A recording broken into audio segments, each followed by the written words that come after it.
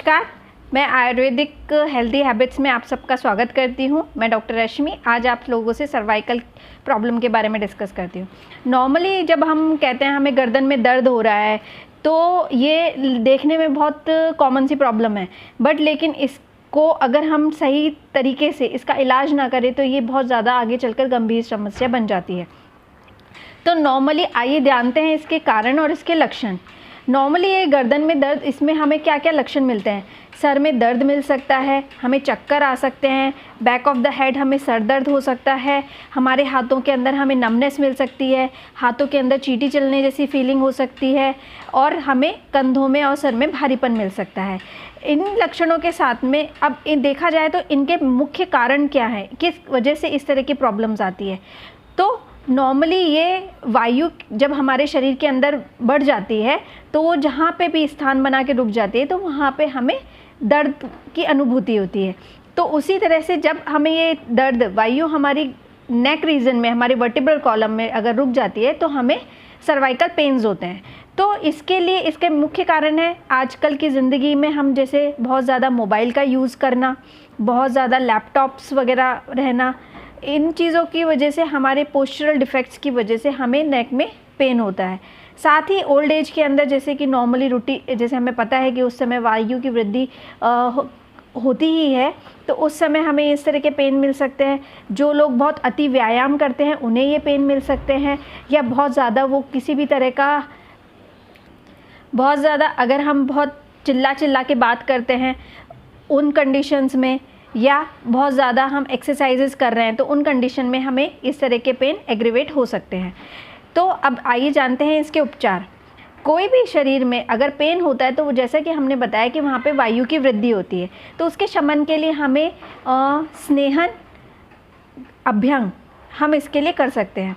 तो इसके लिए तिल का तेल हमारे शास्त्रों में बेस्ट बताया गया है, जो नॉर्मली हर घर में अवेलेबल होता है। तो तिल के तेल का अगर हम लोकली एप्लीकेशन करते हैं और साथ में हम उसके साथ में हम उपटन कर सकते हैं, थोड़ी सी सिकाई कर सकते हैं, और इन चीज़ों को करने से हमें इसमें बहुत राहत फील होती है। गर्म पानी से स्नान कर सकते हैं। अपने पोस्चरल जो हम अगर सही तरह से नहीं बैठ रहे हैं तो उन चीज़ों को हम ठीक पोस्चर्स में बैठ सकते हैं। मोबाइल वगैरह का यूज़ हम लिमिट कर सकते हैं, और इन चीज़ों को करते हुए सर्वाइकल के पेन से हम निजात पा सकते हैं। तो और इसमें हमारी कुछ आयुर्वेदिक पद्धतियाँ होती हैं जिससे आप इसे पूरी तरह से कम्प्लीटली क्योर भी कर सकते हैं। तो उसके लिए आप नियर बाय पंचकर्मा एक्सपर्ट से मिल सकते हैं, जिसके अंदर ग्रीवावस्थी जो मेन इंडिकेशन बताया गया है, जिसके अंदर लोकली नेक रीजन पे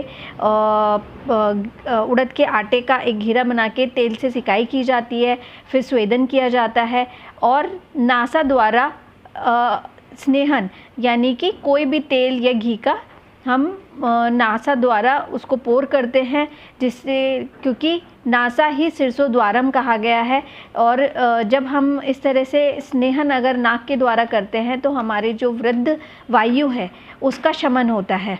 और इसके लिए हम अपने खान पान के अंदर घी को इंटेक कर सकते हैं। दाल सब्जी के अंदर हम घी का सेवन कर सकते हैं, और वायु को शमन करने के लिए सौंठ आदि पाउडर को हम अपने डेली रूटीन में खाने में इंटेक कर सकते हैं। उसको घी के साथ ले सकते हैं, उसका काढ़ा बना के पी सकते हैं। साथ ही तिल के तेल का हम लोकली मालिश, जैसे मैंने आपको पहले भी बताया, कर सकते हैं।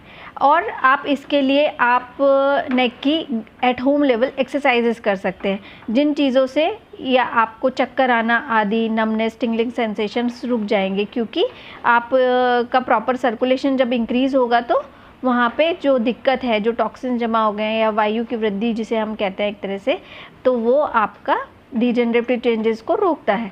तो उसके लिए हम अपनी आगे आने वाली सीरीज़ के अंदर आपको नेक की सर्वाइकल की कुछ एक्सरसाइजेस बताएंगे। तो आप हमारे इस वीडियो को देखते रहिए, इनसे जुड़े रहिए, और इसमें आने वाले वीडियोस में हम आपको इस तरह की जानकारियाँ देते रहेंगे। अगर आपको वीडियो अच्छी लगी है तो आप अपने दोस्तों के साथ ज़रूर शेयर करिए। Thanks for watching and please like, share and subscribe my channel. धन्यवाद।